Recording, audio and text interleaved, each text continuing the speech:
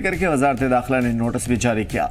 वजारत दाखिला ने जारी जो ऑर्डर किया है उसके मुताबिक मौलवी उमर फारूक की अवामी एक्शन कमेटी AAC और मसरूर अब्बास अंसारी की जम्मू कश्मीर इत्तेहादुल मुस्लिमीन JKIM पर फौरी तौर पर पाबंदी लगाई है। वजारत दाखिला ने अगले 5 साल के लिए पाबंदी आयद की है। वजारत दाखिला ने यह कार्रवाई अनलॉफुल एक्टिविटीज़ प्रिवेंशन एक्ट 1967 के तहत की है और वजारत दाखिला की इस कार्रवाई का मकसद जम्मू कश्मीर में दहशतगर्दाना सरगर्मियों को ख़त्म करना, मुल्क मुखालिफ सरगर्मियों को रोकना है।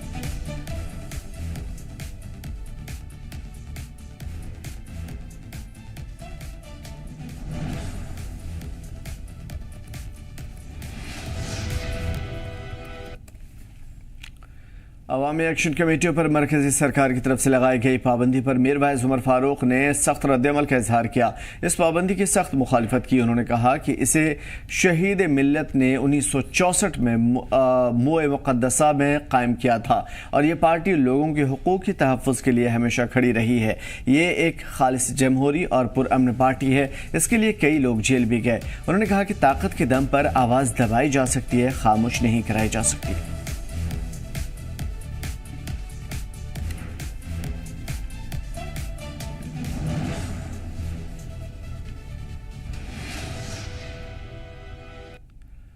और इन दोनों जमातों पर पाबंदी के मामले में आज जम्मू कश्मीर असेंबली में भी आवाज उठी। जम्मू कश्मीर असेंबली की कार्रवाई के दौरान PDP MLA वहीदुर रहमान पारा ने इस मुद्दे को उठाया। असेंबली से इस मामले की मजम्मत करने की अपील की। सर, हर साल ऑर्गेनाइजेशन उस पर बैन किया है, इत्तेहादुल मुस्लिमीन पे बैन किया, उस पर पहले सबसे इम्पोर्टेंट है तशरीफ रखिए गंगा जी। AQ नंबर 1261 पूछिए, आप सवाल पूछिए। AQ number 1261। जम्मू कश्मीर की 2 जमातों पर पाबंदी लगी और सियासी जमातें अब आपस में भिड़ी हुई हैं। कुछ जमातों का कहना है कि पाबंदी लगनी चाहिए, कुछ जमातें खामोश हैं और कुछ जमातें सरकार के इस फैसले की मजम्मत कर रही हैं। नहीं होना चाहिए। आपने बहुत मस्कुलर पॉलिसी इख्तियार की। अब कहीं न कहीं लोगों को हीलिंग टच की जरूरत है, नरमी की जरूरत है। तो ऐसे में जब आप एक रिलीजियस हेड के खिलाफ इतना बड़ा एक्शन करते हैं तो कहीं ना कहीं कश्मीर के दिल और ज्यादा आप तकलीफ पहुंचाते हैं। जो इस वक्त जम्मू कश्मीर में हो रहा है, मतलब कि आप एक रहनुमा जिसके वालिद ने कुर्बानी दी, इतनी बड़ी कुर्बानी दी है, आप उसकी पार्टी को बैन करते हो, किस वजह से? अभी हमने पढ़ा नहीं, कुछ नहीं देखा, नहीं जस्ट एक मीडिया में देखा है, पढ़ के उसके बाद ही हम कुछ बयान आप तक दे। लेकिन आपको लगता है कि कुछ कह रहे PDP? मैंने कहा जब तक हमने उसको सुना नहीं, अपनी आंखों से देखा नहीं, मीडिया के थ्रू हमने सुना है, और जब तक हम खुद नहीं देख लेते क्या है, उसको एग्जामिन नहीं कर लेते, उसके पहले में क्या PDP कह रहे हैं कि ये हालात को खराब करेंगे।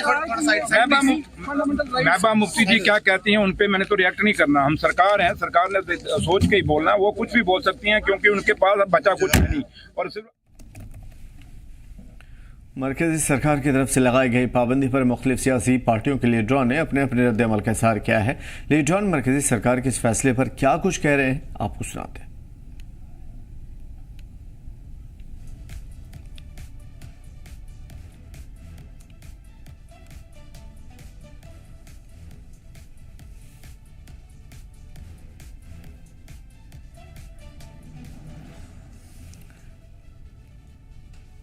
अलग अलग पार्टियों की अलग अलग जुबानी, लेकिन सवाल सबसे बड़ा ये कि क्या इस वक्त कोई भी ऐसी इनपुट आई थी जिसकी वजह से सिक्योरिटी पे काफ़ी बड़ा ख़तरा हो? क्या कोई ऐसी बातें सामने आई थी जिसकी वजह से MHA की जानिब से इस तरह की चीज़ें लगाई गई? माजी में बहुत सारी पार्टियों के ऊपर इल्ज़ामात लगे हैं, लीडरान जेल भी गए हैं, लेकिन उस सिलसिले में अब जो एक नया जमहूरी निज़ाम चल रहा है जम्मू कश्मीर में, या जम्मू कश्मीर की जो हवा बदली हुई है, दरअसल इन तमाम तर चीज़ों से परे हट करके अब एक नया सिस्टम चल रहा है और उस नए सिस्टम को जमहूरी निज़ाम कहते हैं। नई सरकार के तहत चल रही है और उन सरकार को अब बेहतर करने के लिए लोग एक नए सिरे से आगे बढ़ रहे हैं और सारी पार्टियां इस जिहत में कोशिशों में मगन हैं।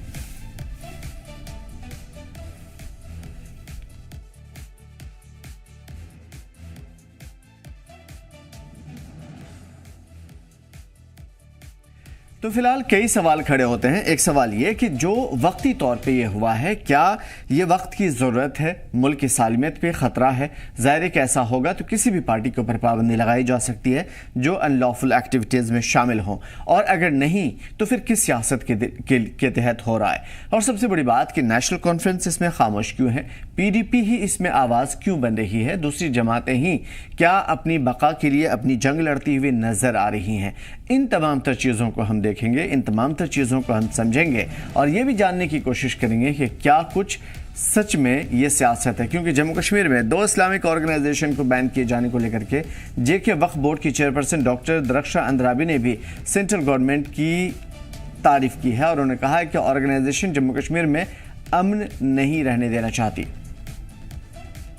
अभी हमने पढ़ा नहीं, कुछ नहीं देखा नहीं, जस्ट एक मीडिया में देखा है, पढ़ के उसके बाद ही हम कुछ बयान आपके लेकिन आपको लगता है कि कुछ कह रहे PDP? मैंने कहा जब तक हमने उसको सुना नहीं, अपनी आंखों से देखा नहीं, मीडिया के थ्रू हमने सुना है, और जब तक हम खुद नहीं देख लेते क्या है, उसको एग्जामिन नहीं कर लेते, उसके पहले में क्या PDP कह रहे हैं कि ये हालात को खराब करने की महबूबा मुफ्ती जी क्या कहती हैं उन पे मैंने तो रिएक्ट नहीं करना। हम सरकार हैं, सरकार ने सोच के ही बोलना, वो कुछ भी बोल सकती हैं क्योंकि उनके पास बचा कुछ नहीं, और सिर्फ वो अपनी सर्वाइवर की लड़ाई लड़ रही हैं और अपनी पार्टी को जिंदा करने की कोशिश कर रही हैं। और लेकिन वो कहें कि ऐसे ऊट पटांग बयान देने से वो सर्वाइव हो जाएगी, पार्टी द्वारा नहीं होगी। लोगों के मुद्दों से बात करनी पड़ेगी।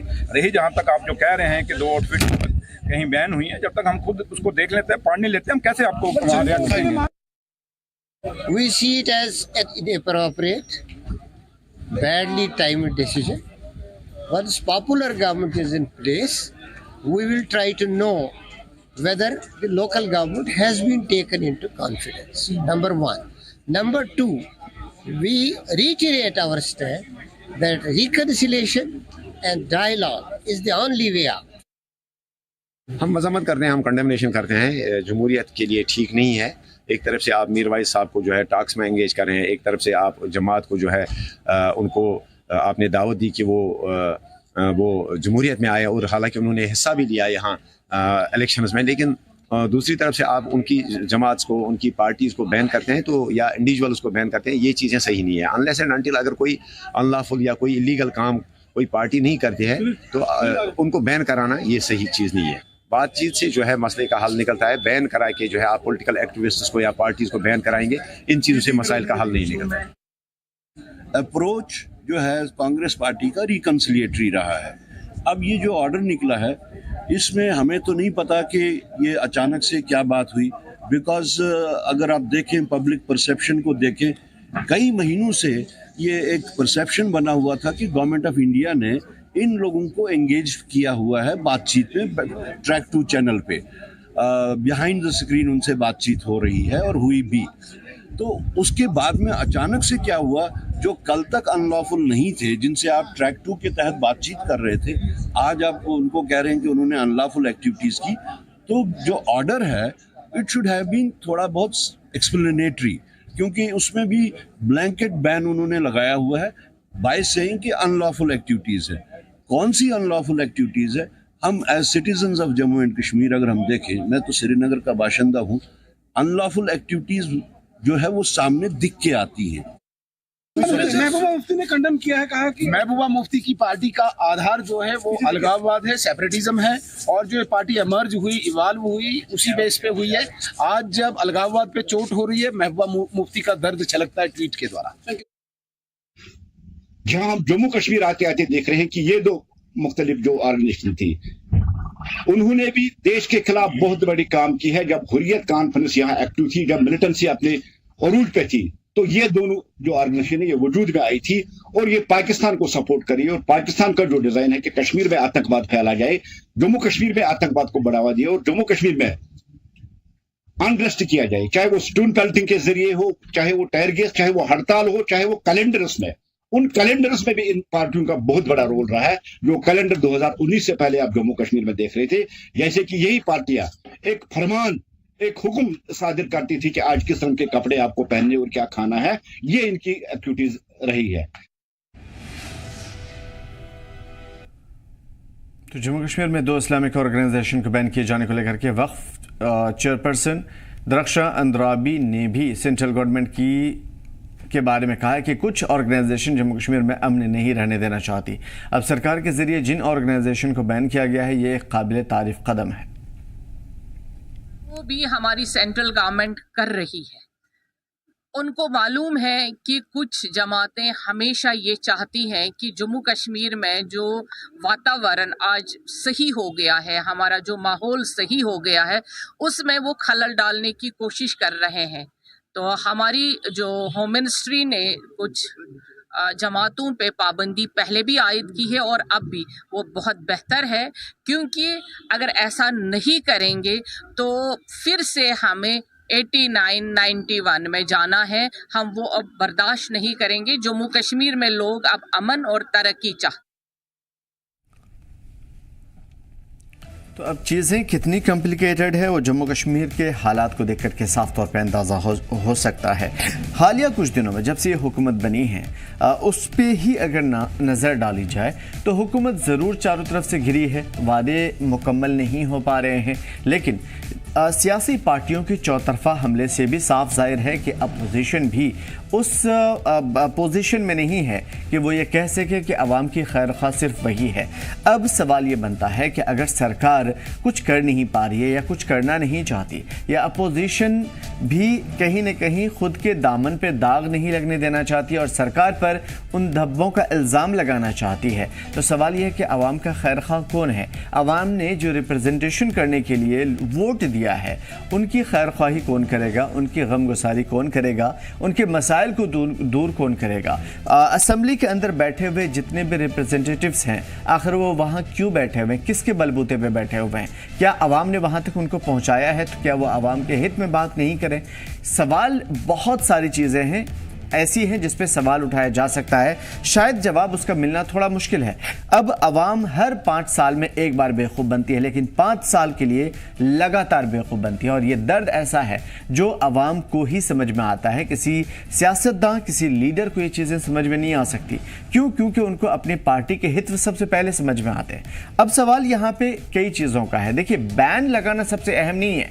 बैन किसी एक इनपुट की बुनियाद पर, या फिर लगातार हो रही कोई कार्रवाइयों की बुनियाद पर, या पास्ट में रही गलतियों की बुनियाद पर एमएचए की जानिब से उन तमाम तर चीज़ों में बैन लगाया जा सकता है, क्योंकि मुल्क का सवाल है, सिक्योरिटी का सवाल है। लेकिन सवाल यह भी है कि क्या इससे मामले दब रहे हैं? क्या जम्मू कश्मीर के अलग अलग ज़िलों में इस तरह के मामले और ज़्यादा नहीं बढ़े हैं? आम लोगों को किडनैप नहीं किया जा रहा है, आम लोग मारे नहीं जा रहे हैं, आम लोग शादी में निकलते हैं और लाशें घर नहीं पहुंचती है, आम लोग जो ज़िंदगी के लिए सरवाइव करने पे जुटे हुए हैं, आम जिंदगी में भी किसी तरीके से सेफ नहीं है। तो जाहिर है कि जिम्मेदारी किसकी है? एडमिनिस्ट्रेशन की, सरकार की। और ये सभी के सभी जो अवाम से बनती है या अवाम के लिए होती है, ये अवाम की तरफ से होती है। इन तमाम तर चीज़ों का फिर अवाम के लिए क्या फ़ायदा? तो इन बेसिक चीज़ों पे, बेसिक मुद्दों पे ध्यान देना ज़रूरी है। देखिए, बिजली पानी वक्त की ज़रूरत है, और ये ज़रूरतों के बिना भी इंसान है। और जाहिर है कि अगर इंसान को पानी नहीं मिलता है, वो ज़मीन खोद के धरती का सीना फाड़ के पानी निकाल लेता है, लेकिन बिजली ना हो तो वो खुले आसमान के तले ज़िंदगी गुजार लेता है। लेकिन जब उसकी ज़िंदगी के ऊपर बनाए, उसकी अपनी सालिमियत के ऊपर बनाए, तो सवाल फिर ज़रूर बरकरार रहते हैं। और सबसे बड़ी बात कि सियासी पार्टियां ज़रूर लोगों की भलाई के लिए काम करती हैं, लेकिन एक चीज़ भी भूल जाती हैं, अवाम की रिप्रेजेंटेशन करना। और अवाम की रिप्रेजेंटेशन नहीं हो पा रही है, क्योंकि अवाम ने ही उनको वहाँ तक पहुँचाया है।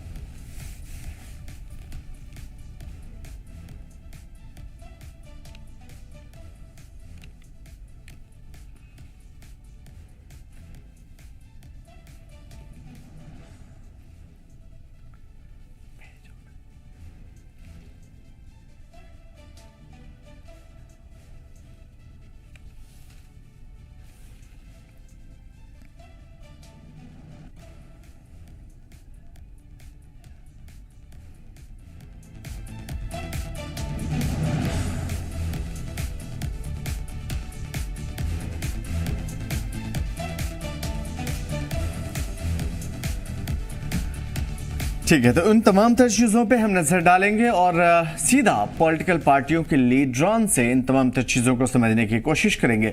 रफ़ीक रातर साहब पीडीपी से हमारे साथ जुड़े हुए हैं, वेलकम सर आपका। जीएम शाहीन साहब हमारे साथ जुड़े हुए हैं, प्रेसिडेंट हैं जेडीयू के जम्मू कश्मीर से, हमारे साथ जुड़े हुए हैं, बहुत बहुत शुक्रिया सर आपका। और राकेश मेहता साहब बीजेपी के जनरल सेक्रेटरी हैं, हमारे साथ जुड़े हुए हैं, बहुत शुक्रिया सर आपका।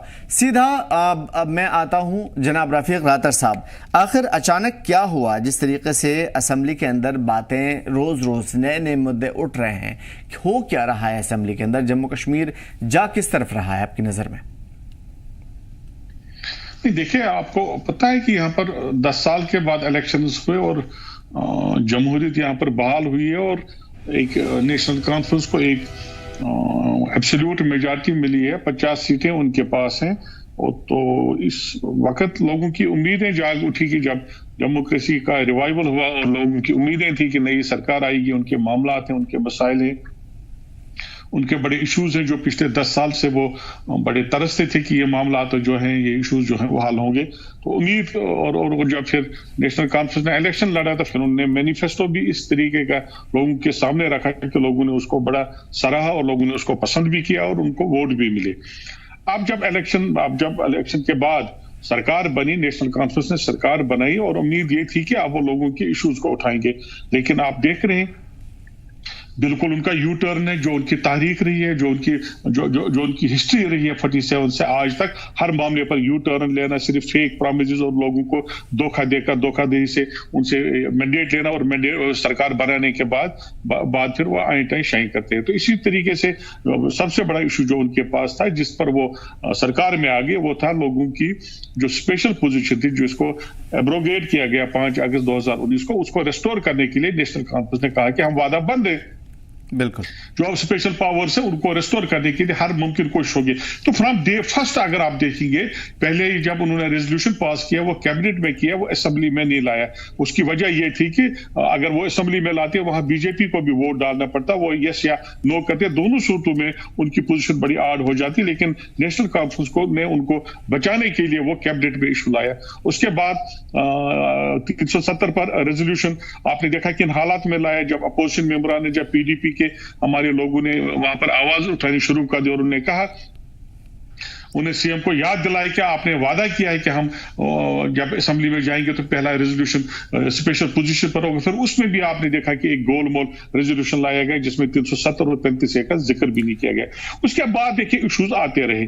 अब मैं ज्यादा इस डिटेल में तो नहीं जाऊंगा, लेकिन 2-3 चीजें मैं आपको बताऊंगा। देखिए पिछले 2 दिन से मैं आपको सिर्फ 3 वाकयात सुनाऊंगा जिस पर आपको ये एहसास होगा कि ये हुकूमत करना क्या चाहती है और ये लोग जम्मू कश्मीर के लोगों को धोखा कैसे देना चाहती है। देखिए, कुठवा में 2 लोग मासूम जो थे वो उनको मार दिया गया। उसके 3 छोटे बच्चे थे, नौजवान थे, इनोसेंट थे, अनआर्मड थे, और उसको जितना भी कंडेम किया जाए रिस्पेक्टिव ऑफ वो कौन है क्या है, लेकिन इंसान है, उनका कत्ल इंसानियत का कत्ल है, तो हम इसको कंडेम करते हैं। और उसके बाद ये कहना चीफ मिनिस्टर का असेंबली में जो हेड ऑफ द गवर्नमेंट है उनका ये कहना है कि लॉ एंड ऑर्डर मेरे पास नहीं है, ये सवाल आप एलजी से पूछिए, नंबर 1। दूसरा, गुलमर्ग में वाक़ा हुआ। गुलमर्ग में आप देखिए कुछ मैंने देखा, कुछ मोदी चैनल्स, कुछ गोदी चैनल्स जिन्हें हम कहते हैं, उनका बड़ा शोर है वहां पर। देखिए जी मुसलमानों की, देखिए जी तंग जहन लोग हैं, देखिए जी ये क्या करते हैं। हमने कभी भी ये नहीं कहा कि माह रमजान, ठीक है माह रमजान का तक़द्दुस है, अगर कोई इस तक़द्दुस को पामाल करना चाहता है तो अपनी जगह करे। मुसलमान के पास इसका तक़द्दुस है, हम उसकी जान पर खेल कर भी उसकी हिफाजत करेंगे। गुलमर्ग में वाक़ा हुआ और वहां पर फैशी का एक शो किया गया, जैसे फैशन शो कहा गया, मैं उसको न्यूडिटी का शो कहता हूं। उसके बाद चीफ मिनिस्टर का बयान आ गया, मुझे नहीं पता। 2 चीजें। आज मीरवाइज साहब जो है, उमर फारूक साहब, उनकी ऑर्गेनाइजेशन पर बैन लगा और दूसरे एक ऑर्गेनाइजेशन पर। उमर साहब यहाँ के एक सोशल रिलीजियस लीडर है, उनकी एक मरकजियत है, उनकी एक पोजीशन है, उनके खानदान का, उनकी फैमिली का कंट्रीब्यूशन है यहाँ पर। जो मेरे साथ पैनलिस्ट है शायद वो इसके साथ इत्तेफाक करेंगे, लेकिन उन पर बैन लगी और उमर साहब कह रहे कि मुझे नहीं पता। अगर चीफ मिनिस्टर हर मामले में ये कहता कि मुझे नहीं पता, मुझे नहीं पता, मुझे तो आप खाक के चीफ मिनिस्टर हो, किस चीज के चीफ मिनिस्टर हो? आपने कैसे कुर्सी संभाली? आप लोगों को क्या मैसेज देना चाहते हैं? हर मामले में आप कहते हैं कि मुझे नहीं पता, तो आपको सिर्फ प्रोटोकॉल एंजॉय करना है, सिर्फ दिन में 3 बार आप सूट चेंज करेंगे और अपने सिर्फ देखते रहेंगे कि मैं कैसा लग रहा हूं। आपके मिनिस्टर्स जो है वो 3-3, 10-10, 20-20 गाड़ियां लेकर, कारवां लेकर निकले और स्टेट एक्सचेकर का पेट्रोल जलाएं और फिर कहें कि हमें नहीं पता। फिर किसकी ये सरकार है? अगर आप मामला भी नहीं सुनोगे, मामला का मदावा भी नहीं करोगे, हल भी नहीं निकालोगे और हर बात पर कहोगे कि मुझे नहीं पता, ये मेरे डोमेन में नहीं है, तो अब आप ही हमें बताएं कि आपके डोमेन में क्या है, ताकि हम वही सवाल आपसे पूछे। तो ये हालात जब रहेंगे, यानी कि सरकार इस बात में खामोश नहीं रह सकती, सरकार को जवाब देना चाहिए। जिम शाहीन साहब, नाराजगी कहाँ है आखिर? लूप होल कहाँ है? प्रॉब्लम कहाँ आ रही है आपकी नजर में? ये आपके 2-3 सवाल है मेरे ख्याल में।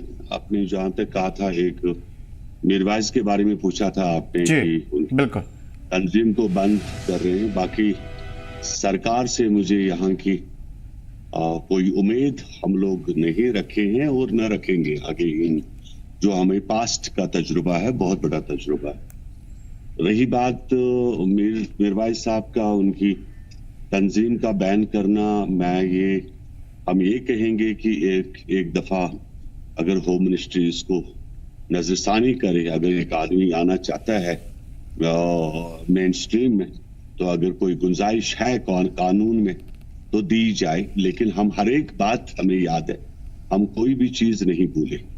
हमें ये भी याद है कि यहाँ कितने लोग मारे गए, हम ये भी जानते हैं कि कितना कत्लेआम हुआ, हम ये भी जानते हैं कि लोगों ने किया, हम ये भी जानते हैं कि ये सरकार भी उस वक्त भी यही सरकार थी जो यहाँ पर लोगों को निहत्थे छोड़ के चलेगी, लंदन चलेगी।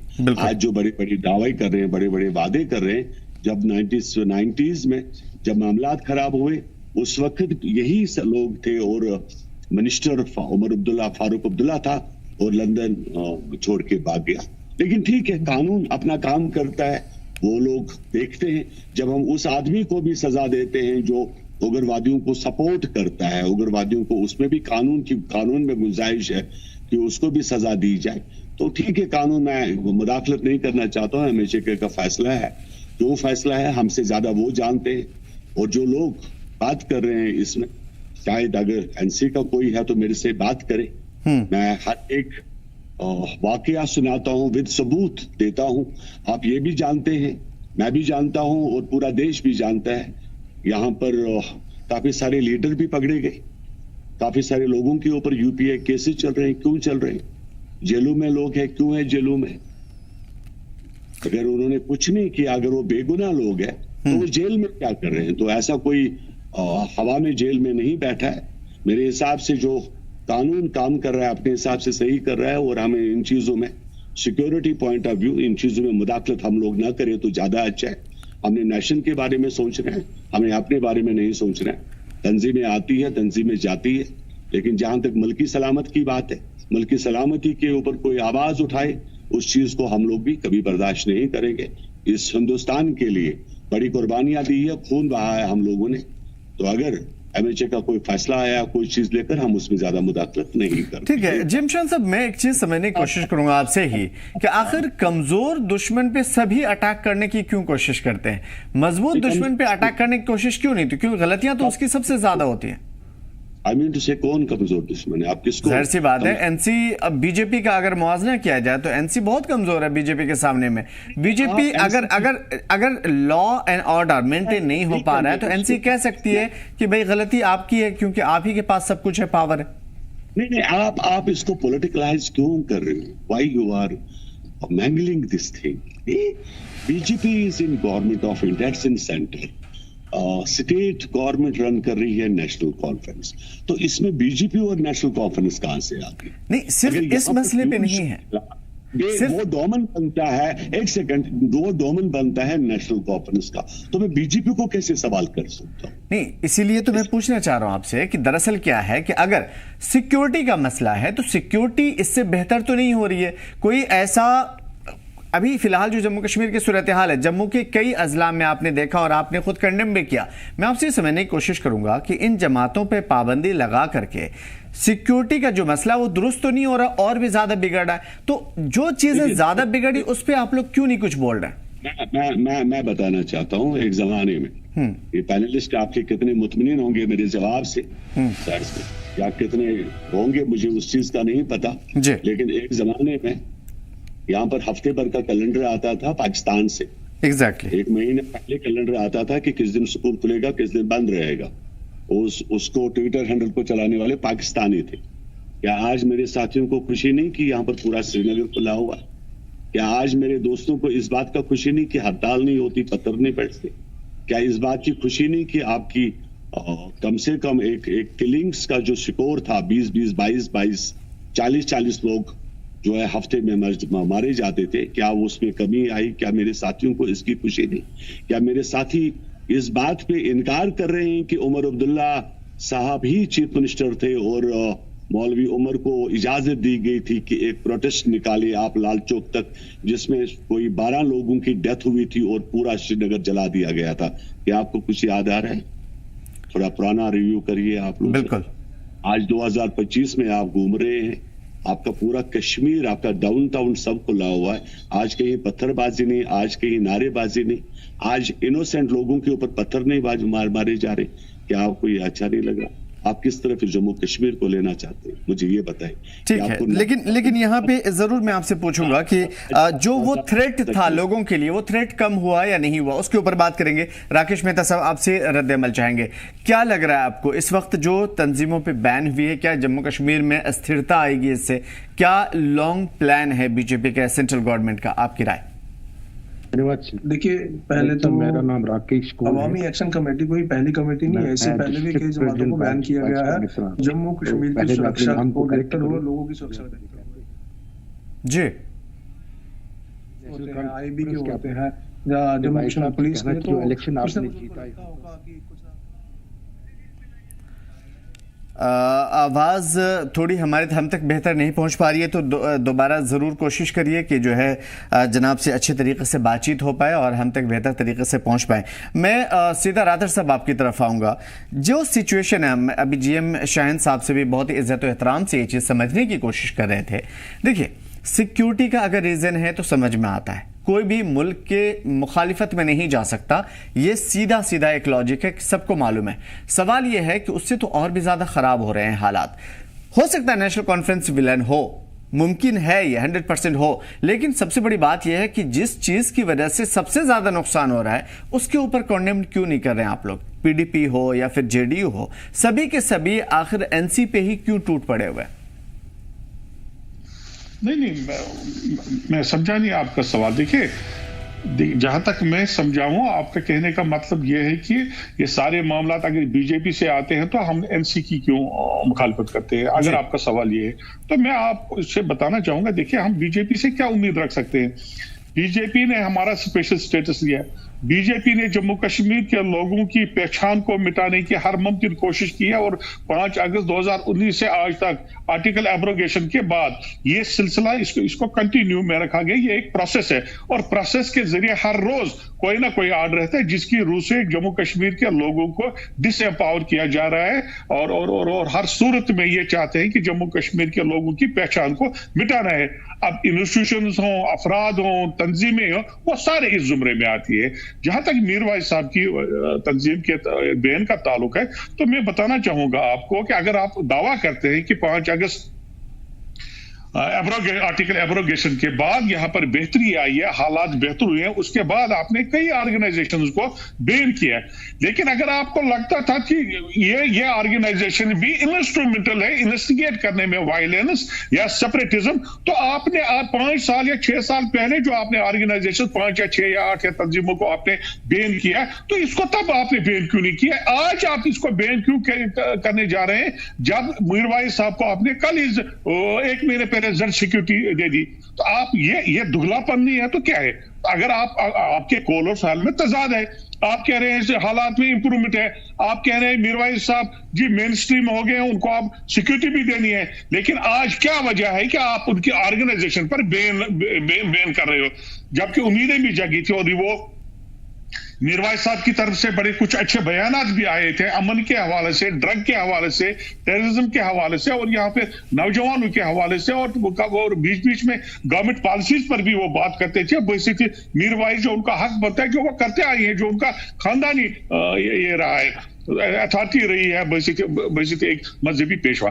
तो आज आपको क्या जरूरत पड़ी? तो जो मैं समझता हूं, जो मेरी जमात समझते हैं, हम ये समझते हैं कि शायद मीरवाइज साहब से कुछ काम करवाने जा रहे थे, लेकिन मीरवाइज साहब शायद सकब नहीं हुए, तो उसको प्रेशर में लाने के लिए, उनकी आवाज को बंद करने के लिए उनकी तंजीम पर आज बैन किया गया। लेकिन मैं गवर्नमेंट ऑफ इंडिया से बड़ी विनम्रता से, बड़ी आईजी से ये गुजारिश करना चाहूंगा कि इस तरह आप किसी की आवाज को चोक नहीं कर सकते।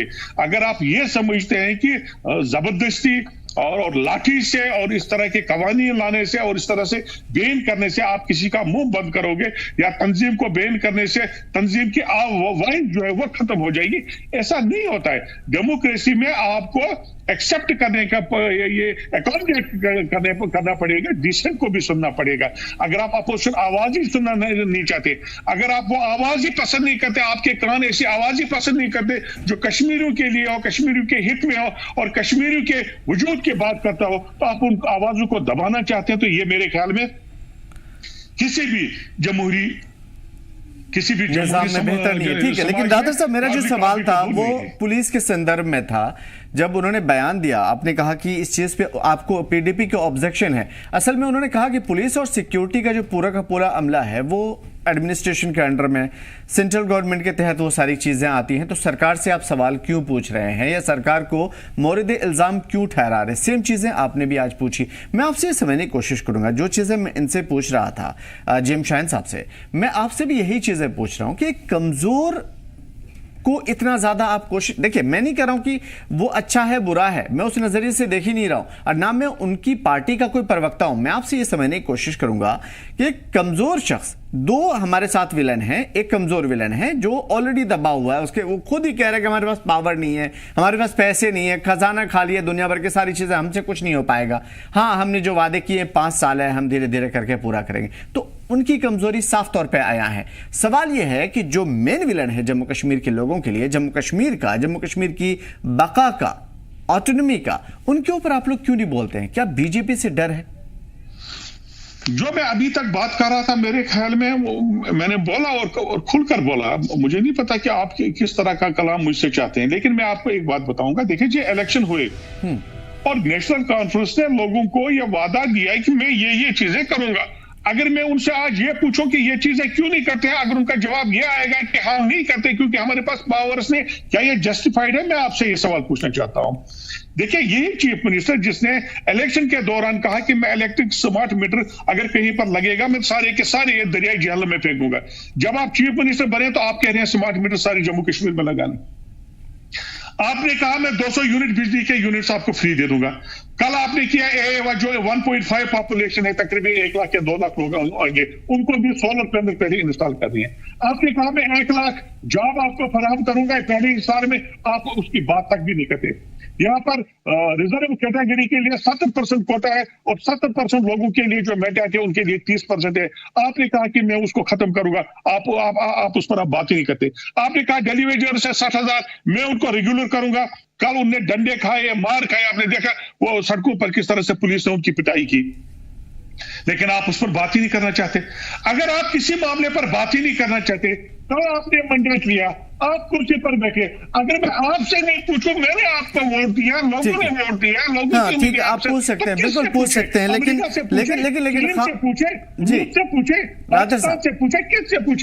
बिल्कुल आप पूछे, लेकिन उस प्रीवियस 10 ईयर्स का भी हिसाब आवाम मांगेगी जब आप लोग कुछ नहीं बोल पा रहे थे एडमिनिस्ट्रेशन के सामने, और ये सारे के सारे जितने भी सरकारी अफसरान हैं अपनी मनमानी करते हुए नजर आते। खैर, उसके ऊपर हम आएंगे। राकेश कौल साहब हमारे साथ जुड़ चुके हैं। कौल साहब, ये जो चीजें हैं, पाबंदियां हैं, एक तरफ पाबंदियां लगा रहे हैं मुल्क की सालिमियत के नाम पे, बहुत अच्छी बात है, वेलकमिंग है। सवाल यह है कि जिस तरीके से जम्मू कश्मीर के हालात हैं उससे साफ तौर पे ये लग रहा है कि जम्मू कश्मीर सालिम तो नहीं है, हिफाजत में तो नहीं है। लोग उठा लिए जा रहे हैं, लोग मार दिए जा रहे हैं, लोग चैनो सुकून से नहीं है। तो कहीं ना कहीं सिक्योरिटी पे सवाल उठेगा, उस मंशा पे सवाल उठेगा जो हो रहा है। राकेश कौल साहब। थैंक यू शाहिद साहब। पहले तो मैंने आप नाम कहे कर दिया आपने, राकेश को मैं डिस्ट्रिक्ट प्रेसिडेंट को माफी चाहता हूं उसके लिए, कुछ टेक्निकल फॉल्ट। नहीं माफी नहीं है, कोई बात नहीं, गलती है, कोई गलती नहीं है, कोई बात नहीं है जी। नेशनल कॉन्फ्रेंस के जो मेरे भाई साहब बैठे हैं, इनकी जो हिस्ट्री वो झूठों की हिस्ट्री है और झूठों की किताब ही लिखी हमने। ये कहिए 2014 से पहले 90 में भाई साहब ने अच्छी बातें की, उन्होंने सच बताया कि 90 से पहले क्या थे, मीर भाई साहब ने क्या किया था, बाकी लोगों ने क्या किया था, नेशनल कॉन्फ्रेंस के राज में क्या क्या नहीं हुआ, मिलिटेंसी कब से हुई, कश्मीरी पंडित को इसमें निकाला गया। तो ये तो कहेंगे नहीं, खाली इनका एक ही चीज है, आप जो कह रहे हैं कि हमारे पास पावर नहीं है। कौन से पावर नहीं इनके पास? सब कुछ पावर है। चीफ मिनिस्टर को क्या चाहिए? चीफ मिनिस्टर को कह रहे हैं कि हमारे डिप्टी सीएम हमें जाने नहीं दे, ये कौन सा डिप्टी सीएम था? अरे भाई साहब, जब किलिंग हुई थी, जब उससे पहले हमारे एमएलए साहब वहां पहुंच गए थे, आप कहां थे उस टाइम? आप वेट कर रहे थे, राजनीति करना चाहते हैं इस वक्त। हम कंडेम करने जो किलिंग हो चुकी है, मगर आप ये भी सोच लीजिए, आप ये भी कह दीजिए, जब आप कहते इलेक्शन नहीं होगा, मेरे भाई साहब ने कह दिया, जो कैलेंडर निकल रहा था, नेशन इज फर्स्ट, जो नेशन अभी जेडीयू प्रेसिडेंट शाहीन साहब भी यही चीजें कह रहे थे। आप हमें राकेश कौल साहब, देखिए अगर मुझे हमारे दूसरे जो साथी हैं, मैं तारुफ करा देना चाहता हूं ताकि कोई गुंजलक न रहे चीजें। जनाब रादर साहब हमारे साथ जुड़े हुए हैं और जीएम शाहीन साहब हमारे साथ जुड़े हुए हैं। रफीक रादर साहब पीडीपी से हैं और जीएम शाहीन साहब आप जानते ही हैं कि जेडीयू के प्रेसिडेंट हैं और हम सभी के चहीते। सवाल आपसे इस वजह से मैंने किया क्योंकि बहुत देर से मैं इन दोनों बड़े हजरात से मैं बातें करने की कोशिश कर रहा था उन चीजों में जिसके लिए कहीं ना कहीं सेंट्रल गवर्नमेंट जिम्मेदार है। और यही वजह कि मैं आपसे पूछना चाहता हूं कि सर आप जम्मू कश्मीर को बेहतर अंदाज में देखना चाहते हैं। बिल्कुल आपके ऊपर कोई शक नहीं है, कोई डाउट नहीं है। सवाल यह है कि इन पीस के नाम पे जम्मू कश्मीर में जिन पार्टियों पे बैन लगा सकते हैं, जम्मू कश्मीर की दूसरी तरफ अवाम का क्या हाल है, सिर्फ इस पे बता दीजिए। देखिए, बैन तो लगनी है, जो नेशन के खिलाफ बातें करे, जो पाकिस्तान के अलाप लगाएंगे, उनके पास तो सर कब बात किया था? मैं शाहीन साहब की तरफ आऊंगा, लेकिन मैं पहले ये जानने की कोशिश करूंगा हाल फिलहाल का हर दिन का रिकॉर्ड। अभी रातर साहब भी ये चीज कह रहे थे, कब अभी तो सब कुछ नॉर्मल चल रहा था, जो प्रीवियस पास्ट में गुजरा वो तो सबको मालूम है, उस टाइम पे आपने कुछ नहीं किया। अब क्या नौबत आ गई अचानक? क्या प्रीवियस में हमने क्या किया? जो इस वक्त कश्मीर, नया कश्मीर चल रही, कैसे बन गया?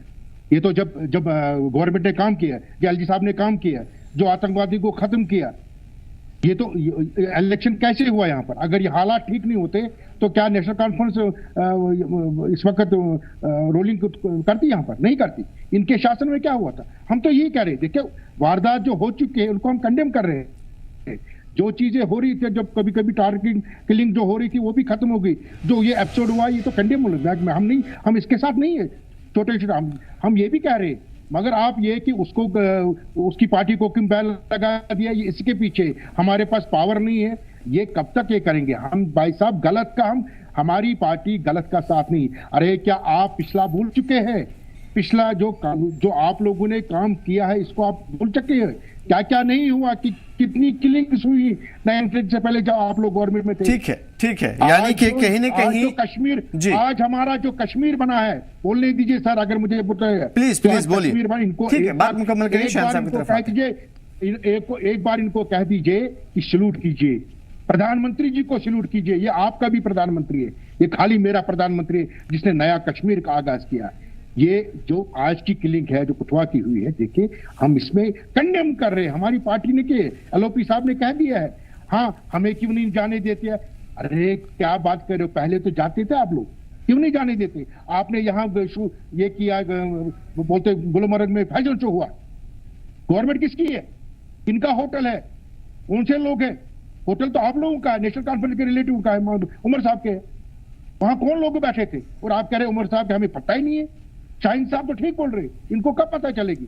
इन्होंने जब कहा कि हम ट्रांसपेरेंट जो लगाएंगे दरिया में लगाएंगे, ये तो सच। ठीक है, इसकी बारीकी को हम समझ लेते हैं। जिम शाइन साहब से भी इसी चीज को हम समझते हैं। नेशनल कॉन्फ्रेंस के भाई साहब से मैं कहना चाहता हूं, please for God sake, for God sake, लाशों पर राजनीति मत कीजिए, लाशों पर राजनीति मत कीजिए। किसी का घर उड़ रहा है, किसी का बच्चा उड़ रहा है, किसी का बहन का सुहाग उड़ चुका है, उस पर राजनीति मत की।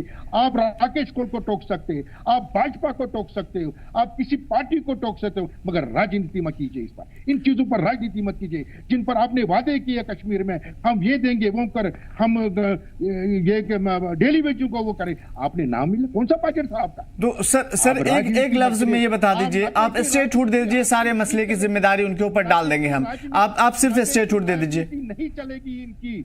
आज नया कश्मीर प्रधानमंत्री ने बना दिया। हाँ, ये घटनाएं जो हो रही है हम ठीक है। जिम शाइन साहब की तरफ आते हैं। जिम शाइन साहब, ताखिर के लिए माफी, लेकिन मैं एक सवाल आपसे जरूर करूंगा जो राकेश कौल साहब से कर रहा था कि देखिए, बात सही हो या नहीं हो, मैं आपके चश्मे से देखना चाहता हूं, आपके तजुर्बेकार चश्मे से। लेकिन सवाल मेरा यही रहेगा कि जिसके अंडर में पुलिस सिक्योरिटी नहीं है, जिसको उस इलाके कठवा के बिलावर तक जाने की इजाजत नहीं दी गई, जो जिस मामले का हकदार नहीं है कि उनसे पूछा जाए, रिस्पॉन्सिबल नहीं है, क्या उनसे पूछना ज्यादा बेहतर होगा, या वही लोग जिनके पास पावर है, जिम्मेदारी है, ताकत है, वही लोग उनसे पूछ रहे हैं जिनके पास पावर नहीं है, ताकत नहीं है और जिम्मेदारी नहीं है? आपके तजुर्बेकार चश्मे से क्या कहते हैं आप?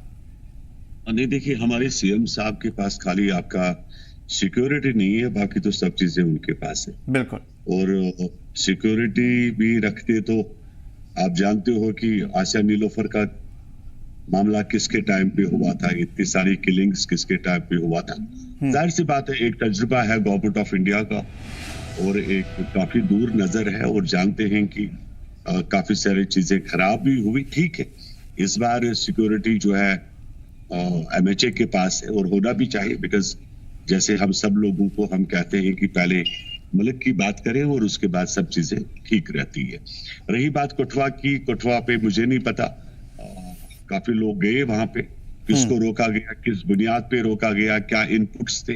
जाहिर सी बात है कि अभी वो सब इंफॉर्मेशन हमारे पास नहीं है कि अगर ये लोग कठवा चले जाते तो क्या हो सकता था, वो पुलिस हमसे बेहतर बता पाएगी। और वैसे भी जम्मू कश्मीर की पुलिस, जहां तक इन लोगों का काम, आज मैं कहूं कि एक शाना बशाना, और मैं शान से कह सकता हूं कि ये हमारी जम्मू कश्मीर की पुलिस है, बहुत काबिल पुलिस है और बहुत अच्छा काम करती है, बिल्कुल आज तारीफों के काबिल है, और जिसको मैं सलूट करता हूं आज की डेट पे। और जो पहले शायद बड़ी नाराजगियां रहा करती थी, बिकॉज 90s के दौर पे सब चीजें आर्मी को हैंडल करनी पड़ी, लेकिन आज की पुलिस को भी सलूट करता हूं। बट ये जो मामलात है, जो काफी सारी चीजें हैं जो मुल्क के अंदर हो रही है, जो स्ट्रिक्ट गवर्नमेंट का डोमेन बनता है और जिसके ऊपर बड़ी क्राइसिस उठी है। देखिए साहब, मैं आपको बताऊं, नॉर्थ कश्मीर पिछले 6 दिनों से 8 दिनों से विदाउट इलेक्ट्रिसिटी है, जहां पर बिल्कुल पावर नहीं है। इफ्तार एंड रोजेदरी के टाइम पे पावर नहीं होता। अफसोस होता है हमें कि हमारे लोग क्यों इस बात को हाईलाइट, क्यों इस चीज को नहीं बोलते। और हद इस बात की, एक भी नेशनल कॉन्फ्रेंस का MLA ऐसा होता कि जो कम से कम ये कहता कि भाई पावर नहीं है हमारे इलाके में। ऑलमोस्ट 16 to 17 कॉन्स्टिट्यूंसियां नॉर्थ कश्मीर में पड़ती है और एक MP सीट भी रहती है। तो बहुत सारे मसले मसाइल जो हमारे इंटरनल मसले मसाइल है और जिनको एड्रेस करने के लिए उमर अब्दुल्ला गवर्नमेंट को वोट दिया गया। सर माफी के साथ एक सवाल, मैं बीच में आपको टोक रहा हूं। आपने शुरू में कहा था जेम शाइन साहब ने कहा था और इसी मंच पे कहा था कि तुम देख लेना कि स्टेटहुड बहाल नहीं करवा पाएंगे ये लोग, मसाइल और भी ज्यादा बढ़ते जाएंगे, लोगों का एक भी मसला सॉल्व नहीं होगा। सर, आपने ये बात किस बुनियाद पे कही थी? मैंने ये भी कहा था, तो इधर उधर की ना बात कर, ये बता कि कारवां क्यों रुका। हम ये बता रहे हैं, देखिए साहब, मेरे सभी पैनलिस्ट मेरे साथी बैठे हैं, लेकिन मेरा ये सवाल है कि अगर हमें स्टेटहुड देना ही है तो उमर अब्दुल्ला को ही क्यों दे, ताकि और 40 साल ये लोगों के ऊपर एहसान रखे कि हमने जनाब सेंटर से स्टेटहुड लिया और वोट लूटते रहे। ऐसा हम भी होने नहीं देंगे। वो कहते हैं ना हम भी बैठे हैं आपकी राह। तो क्या गारंटी है कि जीएम शाहीन साहब को दे दी जाए या रफीक राथर साहब को दी जाए या राकेश कौल साहब को दी जाए, तो वो ये हाल नहीं करेंगे जम्मू कश्मीर का? रफीक राथर साहब को भी देने में कोई ऑब्जेक्शन नहीं, या राकेश साहब को भी देने में कोई ऑब्जेक्शन नहीं। ऑब्जेक्शन मेरी है तो वो खाली उमर अब्दुल्ला के साथ लेकर है, क्योंकि उन कातिलों को माफ करना बहुत गलत होगा जिन्होंने इस सरजमीन जम्मू कश्मीर को खून से नहलाया। ठीक है, राथर साहब मैं आपकी तरफ आऊंगा। आप जो भी सिचुएशन अभी चल रही है, पीडीपी सबसे ज्यादा मामले को हाईलाइट कर रही है। हालांकि अभी शाहीन साहब से जो बातें हुई, इससे पहले भी इन चीजों पे बात हुई थी, लेकिन सवाल यह है कि आखिर एक आदमी एक गवर्नमेंट के बारे में पर्टिकुलर इतना श्योर कैसे हो सकता है? क्या उस आइडियोलॉजी को समझना लोगों को जरूरी है? फिर क्योंकि जम्मू कश्मीर की आवाम पॉलिटिकली बहुत स्ट्रांग है और उन्हें पता है कि उन्होंने किसी को वोट दिया है तो उनकी नुमाइंदगी कर पाएंगे कि नहीं कर पाएंगे। आपको लग रहा है कि कहां पे कमजोरी आ रही है, हुकूमत कहां पे नाकाम है? आप पहले मेरा नुक्ता समझने की कोशिश की, शायद शाहीन साहब ने भी इशारों में आपको बताया, लेकिन आप नुक्ता समझने की कोशिश करें। देखिए, नेशनल कॉन्फ्रेंस पार्टी जो है, जब वो इलेक्शन में आए, मैं भी इलेक्शन में था, पीपल्स डेमोक्रेटिक पार्टी का कैंडिडेट था बारामूला से, मैंने हारा इलेक्शन। जब वो नेशनल कॉन्फ्रेंस के लोग जब इलेक्शन के लिए आए तो उन्होंने लोगों को पर यह वाजिया कर दिया और उनके जहनों में ये बिठाया कि हम आपकी बेहतर तर्जमानी करेंगे, आपके जज्बात और एहसासात के मामलात और मसाइल जितने भी है, सारे का सारा अगर कोई हल है कहीं बदा हुआ है वो नेशनल कॉन्फ्रेंस में है। और उसके बाद उन्होंने एक डॉक्यूमेंट सामने लाया जिसको उन्होंने मैनिफेस्टो कहा, और मैनिफेस्टो में जो चीजें लोगों के सामने रखी तो लोगों ने उन पर विश्वास किया और एक वेव चली। हालांकि आपको पता है कि 3 महीने पहले जब पार्लियामेंट इलेक्शन हुआ था, उमर अब्दुल्ला ने इलेक्शन सीट हारी नारक में, और बड़ी भारी अक्सर से लहारी। बल्कि उन्होंने अपने एक इंटरव्यू में, आपने आगे सुना होगा, उन्होंने ये भी कहा कि नारक कश्मीर के लोगों ने मुझे इतना बड़ा इतना जोरदार थप्पड़ मारा कि अभी भी मुझे गूंज उसकी सुनाई देती है। तो 3 महीनों के बाद ही क्या सिचुएशन ऐसी बनी कि आपने 42 सीटें ले ली, 43 सीट्स ले ली, और उसके बाद दाएं बाएं से मिलाकर 40-50 लोग आपके पास हो गए। तो कहने का मकसद ये है कि आपको लोगों ने आप पर भरोसा किया है, एतमाद किया है, और आपको ये आप नुक्ता समझने की कोशिश करें। जो बार बार शाहीन साहब भी उस पर बात करते हैं, वो बार बार कहते हैं कि जी, कभी कहते हैं हमारे पास पैसा नहीं है, कभी कहते हैं हमारे पास पावर्स नहीं है, कभी कहते हैं हमारे पास बिजनेस रूल्स है, कोई हीले बहाने। आप मुझे बताइए, जब आपने इलेक्शन लड़ा, आपको ये नहीं पता था कि हम इसमें यूनियन टेरिटरी में इलेक्शन लड़े? क्या आपको ये नहीं पता था कि हमारे पास क्या पावर्स है, क्या पावर्स नहीं? अगर आपने लोगों की उम्मीदें जगाई, अगर लोगों को आपने विश्वास दिया कि हम आपके अवाम की उम्मीदों के साथ, अवाम ने जो भरोसा किया था उसके साथ धोखा हुआ है, अवाम फंस गई। दूसरी बात कंक्लूड करूंगा मैं। और दूसरी बात, सबसे बड़ा धोखा, जिस तरह से आपने, जब आप 96 में जब जम्मू कश्मीर के लोग बार्गेनिंग पोजीशन में थे, आपने इलेक्शन लड़ा, आपने कहा मैं हम ग्रेटर अटॉनमी लाएंगे, आपने ग्रेटर अटॉनमी के लिए रेजोल्यूशन पास किया, सेंटर को भेज दिया, सेंट्रल कैबिनेट जो थी उन्होंने उसको रिजेक्ट किया, उमर साहब वहां पर मिनिस्टर थे, लेकिन इसने रिजाइन नहीं किया। आज भी वही सिचुएशन सामने आई, पहली बार एब्रोगेशन, आर्टिकल एब्रोगेशन के बाद यहां पर इलेक्शन हुए, आपने सरकार बनाई स्पेशल पोजीशन पर 370 और 35A पर। अब 370 35A को छोड़िए, लोगों के पास पावर नहीं है, इलेक्ट्रिसिटी नहीं है, पानी नहीं है, हमारे पास रिसोर्सेज नहीं है हमारे पास, और यहाँ पर पेंशनों के पास जो रिटायर मुलाजिम उनको पेंशन ही नहीं मिलती है, जीपी फंड नहीं है मुलाजिमों का। कितने मामला मैं आपको सुनाऊं? तो मेरे पहले आपने कहा कि मैं इलेक्शन नहीं लड़ूंगा क्योंकि मैं एम्पावर्ड स्टेट का एक चीफ मिनिस्टर रहा हूं, मैं यूनियन टेरिटरी में नहीं लड़ा, फिर आपने 2 जगहों पर इलेक्शन लड़ा। तो आप लोगों को जब धोखा देंगे तो फिर अगर आप मुझसे ये पूछेंगे कि आप नेशनल कॉन्फ्रेंस से सवाल क्यों पूछते हैं, तो मैं यही कहूंगा जो शाहीन साहब ने अभी शेर सुनाया कि ये बता काफिला क्यों लुटा। ठीक है, बिल्कुल, ये सवाल हमने अवाम की तरफ से की थी, इसे आप पर्सनल नहीं समझिए। राकेश कौल साहब, मैं आपकी तरफ आऊंगा। देखिए, आपने कहा था कि हमेशा अवाम के हित में हम काम करेंगे, अवाम के हित में हम सरकार के साथ भी खड़े रहेंगे। अब बताइए, अवाम का हित तो क्लियर हो गया कि 2 मंझे हुए सियासतदान इस मंच से कह रहे हैं दुनिया को कि देखो तुम्हारे साथ धोखा हुआ, तुमको जो सुनहरे ख्वाब दिखाए गए थे उसके शर्मिंदे ताबीर नहीं होना है। वो मैं आपसे समझूंगा, आपने जो वादे किए थे उसका क्या, और अब बताइए कि जम्मू कश्मीर के लिए आप क्या कर रहे हैं? देखिए हमने जो वादे किए हैं कि मुख्यमंत्री जी ने वादे किए, मैं बार बार आपके चैनल के बारे में कहना चाहता हूँ। स्टेटहुड हमने वादा किया, हमारे गृह मंत्री जी ने प्रधानमंत्री उनको मिली, वो चीज इसमें कोई नहीं। अब टाइम के है वो प्रधानमंत्री जो टाइम के देंगे, तो बाकी आप किसी चीज से हट जाओगे। आप खाली एक चीज पकड़ोगे, हमारे पास सिक्योरिटी नहीं है, हमारे पास वो नहीं है, आपके पास खाली ये कर रहे हो कि एमएलए साहबों को हमारे तनख्वाह बढ़ाई, ये एक इनका बड़ा इशू है। बाकी जो लोगों के साथ उन्होंने वादे किए, स्टेटहुड मिलेगा, वो तो हमने नहीं, राकेश जी ने नहीं कहा कि प्रधानमंत्री जी ने कहा। आप स्टेटहुड मिलेगा, बिल्कुल 100% मिलेगा, मगर सर अप्रोप्रिएट टाइम आ नहीं रहा है ना, असल में इस वजह से डर लग रहा है। टाइम आ रहा है। आप यकीन रख लीजिए, प्रधानमंत्री जी ने जो बातें रखी, जो हमारे मैनिफेस्टो में हमने सब कुछ किया है। हमने इलेक्शन भी करवाए, जो कह रहे थे इलेक्शन नेशनल कानून हम नहीं कराएंगे, इलेक्शन भी हुआ और हिस्ट्री हुई, इलेक्शनों की हिस्ट्री हुई। पहली बार कोई पत्थरबाजी नहीं हुई। जब हम भी लोग यहाँ पर थे, हम कश्मीरी पंडित लोग भी थे, 90 से पहले जब इलेक्शन होते थे उस टाइम भी कुछ ना कुछ घटनाएं होती थी। आज वो भी नहीं हुई। 68% पर 12% पर 11% बड़े एमपी आगे है, असेंबली उन्होंने बनाई है 90 से पहले, आज 68-70 पर भी, ये भी मानना पड़ेगा। आज नया कश्मीर का आगाज हुआ, ये भी प्रधानमंत्री जी के उसके में हुआ है। और कुछ ना कुछ मानिए ना आप, हमने कहा कि स्टेटहुड मिलेगा, बाकी आप इसी को मत पकड़े। आपने जो वादे किए हैं, आपने जो धोखे पहले 90 से पहले भी दिए थे, आज भी जो आप लोगों ने मैनिफेस्टो बना दिया वो भी धोखे में। आपने बजट जो दिया है for the first time in the history of Jammu and Kashmir assembly, ये जो बजट है बिल्कुल 0%। चलिए खैर, अब इस चीज को हम कंक्लूड करने के लिए हम आपसे जरूर समझेंगे जी। जिम शाहीन साहब, आप हमेशा ये कहते हैं, मैं आवाम की तरफ से ही आपसे सवाल करना चाहता हूं कि हमेशा जिम शाहीन साहब ये कहते हैं कि उमर अब्दुल्ला ये, फारूक अब्दुल्ला ये, या फला ये भी, ये पार्टी ने ऐसे किया। आप बताइए हल क्या, अगर ये सब हल नहीं कर पा रहे तो आवाम के मसाइल का हल कैसे हो आपकी नजर में? देखिए मैं आपको बताऊं कि मैंने कभी, मैं इनका पर्सनल मेरा कुछ भी नहीं है लोगों से, मैं ये इनका पास्ट गिन रहा हूँ। जब मैं पास्ट हिस्ट्री इनकी क्वालिफिकेशन देख रहा हूँ तो ये हर जगह हर मरहले में फेल हुए और इनकी कोई डिग्री नहीं है, जो मैंने आपको बता दिया कि पास्ट जो भी कुछ। लेकिन अगर अभी हर महाज पे नाकाम है सरकार, तो अभी क्या करे सरकार?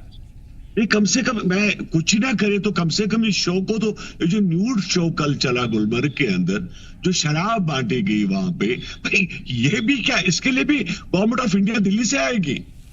अरे ये एक छोटी सी चीज, आपसे पावर नहीं आ पा रहा, Why don't you resign? Just resign. Simple question. तुमसे नहीं होता तुम कह लीजिए कि भाई हमसे नहीं हो रहा, हम लोग नालायक हैं, हम ऐसे लोग हैं, हम खाली बातें करते हैं और कुछ भी नहीं है।